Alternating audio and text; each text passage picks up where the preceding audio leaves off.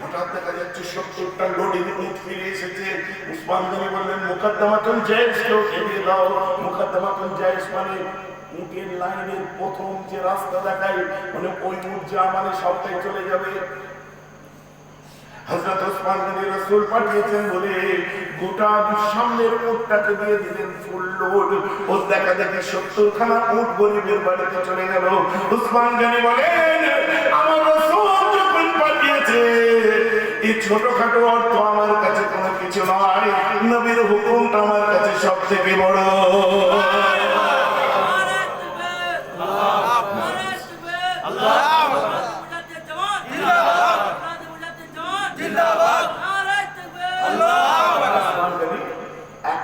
ছিলেন সঙ্গে সঙ্গে দিয়ে দিলেন, কি আদবে মুস্তাফা বলে।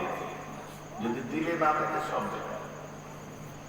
আমরা যে ফুটফাট করে কথাবার্তা বলে ফেলি না নবীজির জন্য, এটা আমরা ভুলে যাই যে এটা উসমান গনির রাসূল। আমাদের আগে উসমান গনির রাসূল ছিলেন, আমাদের আগে হযরত বেলালের রাসূল ছিলেন, আমাদের আগে ওয়াইসে কারণের রাসূল ছিলেন, আমাদের আগে ওমর ফারুকের রাসূল ছিলেন, আমাদের আগে আবু বকর সিদ্দিকের রাসূল ছিলেন। বুঝতে পারছেন? আর আমরা যা মুখে আছে আমাদের মধ্যে ছিলেন, এই ছিলেন, সেই ছিলেন, কথা বুঝতে পারছেন? যা খুশি মুখে আছে আমরা বলে বলতে হবে